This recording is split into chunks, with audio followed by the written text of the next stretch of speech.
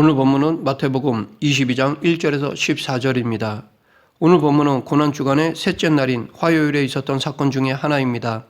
이 혼인잔치의 비유는 우선은 하나님으로부터 선택을 먼저 받았으면서도 하나님의 말씀에 불순종하고 심지어는 하나님께서 보내신 선지자들을 죽이며 결정적으로 구약의 모든 예언을 성취하고 메시아로서 구원을 완성하실 주님을 거부한 유대인과 유대 종교 지도자들의 죄를 책망하기 위해 주신 말씀입니다. 또한 이 비유는 유대인들이 예수님을 배척함으로 복음의 주도권이 유대인에게서 이방인에게로 넘어가게 될 것과 예수 그리스도를 믿음으로 말미암아 의롭다 함을 얻지 못한 자는 그 누구를 막론하고 마지막 때에 영원한 형벌에 처하게 될 것임을 가르쳐주는 것이기도 합니다. 이 시간 이 혼인잔치의 비유를 통해 지금 우리들에게 필요한 교훈을 알아보겠습니다. 이 비유에서 혼인잔치는 천국을, 임금은 하나님을, 종들은 하나님께 보냄을 받은 선지자들을 가리킵니다. 3절에 보면 임금이 종들을 보내어 그 청한 사람들을 혼인잔치에 오라 하였다라고 말하고 있습니다. 여기서 그 청한 사람들이란 하나님께서 택하신 민족 이스라엘을 가리킵니다. 하나님은 당신의 종들, 곧 선지자들을 각 시대마다 이스라엘에 보내어 그들을 당신의 나라로 초청하셨습니다. 그러나 혼인잔치에 오도록 청함받은 사람들은 그 초청을 거절하였습니다. 그러자 임금은 다시 다른 종들을 초청된 사람들에게 보내어 성대한 잔치가 준비되어 있으니 참석하도록 요청하였습니다. 임금이 다시 다른 종들을 보낸 것은 아마도 먼저 심부름을 갔던 종들의 태도에 문제가 있어서 그들이 불쾌감을 느끼고 거절했을 수도 있다고 생각해서 다시 보낸 것이라고 볼 수 있습니다. 어쨌든 임금은 다른 종들을 다시 보냈고 잔치가 준비된 상황을 상세히 설명하도록 지시하셨습니다. 우리는 여기서 우리들을 향하신 하나님의 인자와 사랑을 볼 수 있습니다. 하나님은 이스라엘의 완악함을 잘 아시면서도 그들에 대해 오래 참으신 것은 아무리 악인이라도 죽는 것을 조금도 기뻐하지 않으시기 때문입니다. 에스겔 18장 23절에서 하나님은 나주 여호와가 말하노라 내가 어찌 악인의 죽는 것을 조금인들 기뻐하랴 그가 돌이켜 그 길에서 떠나서 사는 것을 어찌 기뻐하지 아니하겠느냐라고 말씀하셨습니다. 임금이 두 번째로 보낸 종들로부터 잔치에 참석할 것을 요청받은 사람들의 반응을 보면 첫째, 그들은 임금이 보낸 종들을 돌아보지도 않고 자신들의 일에만 전념하였습니다. 그들은 자기중심적이고 현실적인 것만 쫓는 사람들이었습니다. 그들의 이와 같은 모습은 이 세상에 살아가는 대다수의 사람들의 전형적인 모습이라 할 수 있습니다. 많은 사람들은 현실적인 것들을 추구하는데 믿는 사람들 중에도 이런 사람들이 많이 있습니다. 예수님의 비유 중 부자와 거지 나사로 비유에 나오는 부자는 대단한 재력가여서 평생을 호화롭게 보냈습니다. 하지만 그 사람의 결국은 지옥의 고통과 후회뿐이었습니다. 둘째, 임금이 보낸 종들을 모욕하고 죽였습니다. 여기서 우리가 관심을 기울여야 할 부분은 임금의 명령을 수행하는 종들이 감당해야 할 순환입니다. 그들은 임금의 명령을 따라 이 사람들에게로 왔다가 이처럼 시련을 당하고 죽음에 이르기까지 하였습니다. 그 대표적인 예가 세례 요한, 스데반 집사, 야고보 사도입니다. 이들도 주님의 사명을 받고 그 사명을 수행하다가 죽임을 당한 사람들입니다. 그런데 이렇게 복음을 전하는 그리스도인이 당하는 고난과 핍박은 조금도 이상한 것이 아닙니다. 왜냐하면 예수님께서 이미 이런 것을 말씀하셨기 때문입니다. 요한복음 15장 19절 너희가 세상에 속하였으면 세상이 자기의 것을 사랑할 것이나 너희는 세상에 속한 자가 아니요 도리어 내가 너희를 세상에서 택하였기 때문에 세상이 너희를 미워하느니라. 그러하기에 우리는 핍박이 두려워서 사명 감당을 중단해서는 안 될 것입니다. 이 사명 감당은 우리가 반드시 해야 할 의무입니다. 만왕의 왕이신 하나님께서 우리에게 맡기신 일이므로 우리는 감당해야 합니다. 임금은 자기가 보낸 종들을 죽인 자들에게 진노하여 군대를 보내어 그들을 진멸하고 동네를 불살랐습니다. 이것은 하나님께 반역하고 그의 종들과 앞으로 메시아이신 예수님까지 십자가에 죽이려는 유대인들에 대한 심판의 예언이라 볼 수 있습니다. 역사적으로 이것에 대한 성취는 주 70년 디도의 지휘 아래 로마 군대가 이스라엘의 반란을 진압하면서 예루살렘을 초토화시킴으로 성취되었습니다. 로마 군대는 하나님께 반역한 이스라엘을 심판하는 하나님의 도구였던 것입니다. 계속해서 임금은 잔치의 빈 자리들을 채우고자 종들에게 다시 내 거리 길에 가서 사람들을 만나는 대로 모두 데려오라고 명하였습니다. 즉 전에는 선택된 자만 초청하였는데 이제는 모든 사람들을 초청한 것입니다. 이것은 하나님의 구원 섭리가 이스라엘이라는 지역적, 민족적 제한을 탈피하여 범세계적, 범민족적으로 개방될 것임을 시사해 줍니다. 하나님께 대한 선민 이스라엘의 반역과 복음의 배척으로 말미암아 하나님의 구원의 대상이 제한 없이 확대된 것입니다. 물론 단지 유대인들의 반란과 배척의 결과만으로 이방인이 구원을 받게 된 것은 아닙니다. 이방인의 구원은 이미 창세전에 세워진 하나님의 계획 가운데 포함되어 있습니다. 다만 그 시점이 유대인의 배반과 배척의 때로 정해진 것뿐입니다. 하나님은 구원의 문을 누구에게나 열어놓으셨습니다. 마태복음 11장 28절에서 예수님은 수고하고 무거운 짐진 자들아 다 내게로 오라 내가 너희를 쉬게 하리라 라고 하셨는데 이는 모든 사람들에게 보내는 쉼으로서의 초청입니다. 이사야 선지자도 너희 목마른 자들아 물로 나아오라 돈 없는 자도 오라 너희는 와서 사 먹되 돈 없이 값 없이 와서 포도주와 젖을 사라 라고 하였습니다. 임금의 명을 받은 종들은 길에 나가서 사람들을 만나는 대로 모두 데려오는 바람에 혼인잔치 자리에 손님이 가득 차게 되었습니다. 그 중에는 선한 자도 있었고 악한 자도 있었습니다. 여기서 우리는 구원은 오직 하나님의 무조건적인 은혜의 선물이라는 것을 알 수 있습니다. 즉 구원은 오직 하나님께서 주시는 은혜이지 인간의 노력이나 공로가 아니라는 것입니다. 이것은 성경에 나타나는 구원의 교리의 핵심입니다. 요엘 2장 8절 너희가 그 은혜를 인하여 믿음으로 말미암아 구원을 얻었나니 이것이 너희에게서 난 것이 아니요 하나님의 선물이라. 아무리 선함과 인격을 인정받고 칭찬 듣는 사람일지라도 하나님의 은혜가 아니고서는 구원을 얻을 수 없습니다. 선한 자가 혼인잔치에 참여할 수 있었던 것은 그가 하나님의 초청을 받았기 때문입니다. 동일하게 악한 자도 하나님의 초청으로 혼인잔치 자리에 참여하였습니다. 그러므로 우리 중에 자신이 구원받게 된 것이 자신의 능력이나 공로 또는 의로움 때문이라고 생각해서는 안 됩니다.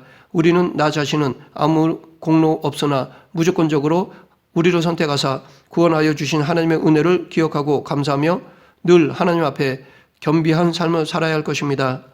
고대 근동 국가의 왕실이나 부잣집에서 혼인잔치를 할 때는 잔치를 열기 수일 또는 수개월 전에 미리 손님들에게 초청장을 보냅니다. 그리고 그 손님들의 수에 맞게 음식과 여러 가지를 준비하게 되는데 그 중에 가장 중요한 것이 손님들이 입을 예복입니다. 즉 고대 근동 사회에서는 혼인잔치에 참석하는 손님들의 예복을 손님들이 아닌 잔치를 여는 사람이 직접 준비했습니다. 이것은 가난한 자나 부자나 할 것 없이 모두가 같은 예복을 입음으로 잔치에 참여하여 즐김에 있어서 어떠한 차별도 없게 하기 위함입니다. 그러므로 잔치에 참석하는 손님은 예복을 준비할 필요가 없었습니다. 하지만 잔치를 여는 사람이 준비한 예복을 입지 않으면 안 되었습니다. 이렇게 예복은 당시 규례상 잔치를 여는 사람이 준비하였습니다. 그럼에도 불구하고 어떤 사람은 예복을 입지 않고 있었습니다. 자기가 준비하여 입는 것도 아니고 임금이 준비해 놓은 것을 입는 것이기에 어려운 일도 아닌데 그는 무슨 생각에서인지는 알 수 없지만 규정을 어기고 그 자리에 참여하였습니다. 그래서 결국 임금은 그를 혼인잔치에서 쫓아냈습니다. 그러면 천국 혼인잔치에 참여하는 자가 필히 입어야 할 예복은 무엇일까요? 의의 옷입니다. 우리는 모두 예수 그리스도를 믿음으로 의의 옷을 입어야 합니다. 오직 믿음으로 하나님께서 인정하시는 의롭다함을 받아야 합니다. 이 의의 예복은 우리의 노력도 우리의 공로도 아닌 오직 하나님의 선물입니다. 그러나 그 옷을 입지 않는 사람은 누구도 천국의 잔치에 참여할 수 없습니다. 그래서 임금은 예복을 입지 않은 그 사람에게 왜 그러하였는지 물었습니다. 그러나 그는 아무 대답도 하지 않았습니다. 이 사람이 임금의 질문에 대답하지 않은 이유는 아마도 그 사람은 예복을 입을 이유가 없다고 생각했기 때문일 것입니다. 만약 그렇다면 그는 임금이 자신을 초대한 것은 자신의 뛰어남 때문이라고 교만해하며 임금의 호의를 멸시한 것으로 볼 수 있습니다. 그래서 임금은 사환들에게 예복을 입지 않은 사람의 수족을 묶어 바깥 어두운 데에 내던지라고 하였습니다. 그리고 임금은 그가 바깥 어두운 곳에서 슬피 울며 이를 갈게 될 것이라고 하였습니다.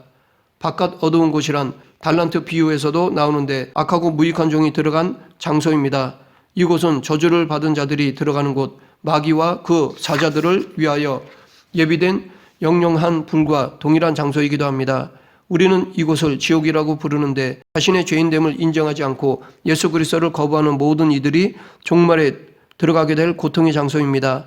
이렇게 지옥은 하나님의 잔치가 벌어지고 있는 천국으로부터 완전히 격리된 곳이며 소망이 전혀 없는 곳입니다. 한편 수족을 묶는다라는 표현은 하나님의 심판이 얼마나 확실한가를 보여주는 것이며 또한 결코 자신의 노력으로 이 심판을 돌이킬 수 없다는 것을 보여줍니다.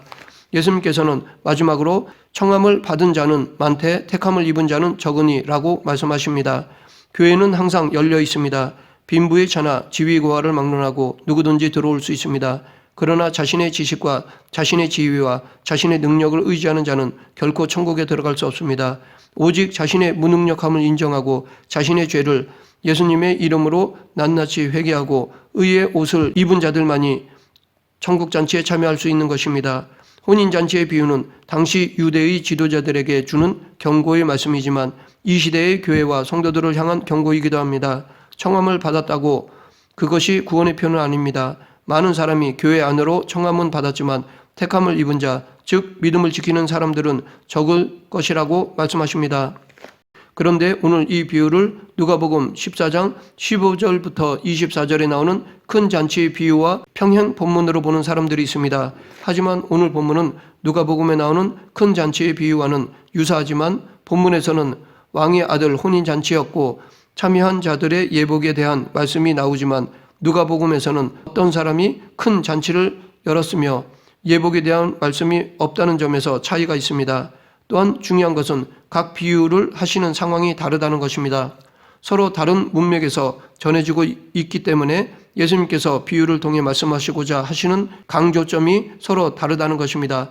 물론 이 두 비유에 공통적으로 담겨 있는 교훈도 있습니다.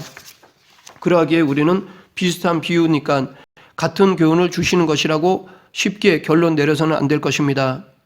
각각의 비유에서 예수님께서 말씀하시고자 하신 뜻이 무엇인지를 확실하게 찾아내야 할 것입니다. 그와 동시에 이 두 비유에 공통적으로 담겨 있는 교훈도 알아보아야 할 것입니다. 그러하기에 여기서 잠시 누가복음에 나오는 큰 잔치의 비유에 대해 살펴보겠습니다. 이 누가복음에 나오는 큰 잔치의 비유의 내용을 보면 어떤 주인이 큰 잔치를 열고 많은 사람을 청하였습니다. 그러나 청함을 받은 자들은 누구는 밭을 샀기 때문에 밭에 나가 봐야 한다고 했고 누구는 소를 샀기 때문에 시험하러 가야 한다고 했고 누구는 장가를 들게 되었으니 자기 잔치가 더 중요하다고 다 사양하였습니다. 그래서 주인이 노하여 종들을 보내어 거리와 골목으로 가서 가난한 자들과 몸이 불편한 자들과 맹인들과 저는 자들을 데려오라고 하였습니다. 그래도 자리가 있다고 종들이 보고하자 주인은 사람을 데려다가 내 집을 채우라고 명하였습니다. 그러면서 전에 청하였던 그 사람은 하나도 내 잔치를 맛보지 못하리라고 말씀으로 비유를 끝맺고 있습니다. 여기서 하나님 나라를 잔치에 비유하고 있는 것은 하나님의 나라에 잔치가 있다는 뜻이 아니라 잔치의 즐거움과 풍성함이 구원의 기쁨과 즐거움에 의한 풍성함으로 표현되어 하나님 나라의 성격을 보여주는 것입니다. 또한 이 큰 잔치에 불려온 자들은 가난한 자들, 몸 불편한 자들, 맹인들, 저는 자들이었습니다. 하지만 문자 그대로 신체적으로 불구와 사회적으로 소외받는 가난한 자들을 천국으로 부르신다는 것이 아니라 죄로 말미암아 부족하고 결핍되어 연약한 상태에 있는 자들을 의미합니다. 자기 스스로는 아무것도 할 수 없는 죽은 자들과 같은 그런 사람들로 하나님 나라는 채워진다는 것을 선언하신 것입니다. 즉 자신의 전적 무능력을 인정하고 오직 예수님만을 전적으로 의지하는 자를 의미합니다. 이런 자들로 채워진다는 것은 하나님의 뜻과 하나님의 은혜에 의해 하나님 나라가 채워진다는 것을 강조하고 있는 것입니다. 이것이 오늘 본문과 다른 누가복음에 담겨있는 교훈입니다. 동시에 공통적인 교훈도 있습니다. 즉 선민이라고 신앙생활의 연조가 길다고 그것이 구원을 보장하지는 않는다는 것입니다. 내가 구원으로의 초청에 응해야 한다는 것입니다. 내가 예수 그리스도를 영접해야 한다는 것입니다. 그래야 의의 옷을 입을 수 있고 천국 잔치의 기쁨을 누릴 수 있다는 것입니다. 그리고 그 기회는 바로 지금이라는 것입니다. 나중이 아니라 바로 지금 내가 예수 그리스도를 영접해야 한다는 것입니다. 말씀을 맺겠습니다. 하나님은 우리가 예수 그리스도를 믿음으로 당신의 천국 잔치에 참여할 수 있는 예복을 예비해 주셨습니다. 아무 자격이 없는 우리를 천국 잔치로 초청하시고 그 잔치에 합당한 예복을 예비해 주셨습니다. 그러므로 우리는 천국 잔치에 불러주시고 예복을 입혀주실 것에 대해 감사하며 지금부터 그에 합당한 삶을 살아야 할 것입니다. 우리 모두 천국 잔치에 참여하여 큰 기쁨을 누리기를 소망하며 살아가는 그리스도인이 되길 간절히 축원합니다. 기도하겠습니다. 우리를 사랑하사 독생자를 보내신 하나님 아버지, 하나님의 은혜로 앞으로 들어갈 천국 잔치의 큰 기쁨을 기대하며 살아가는 저희 모두가 되게 하여 주시옵소서. 예수님 이름으로 기도드립니다. 아멘.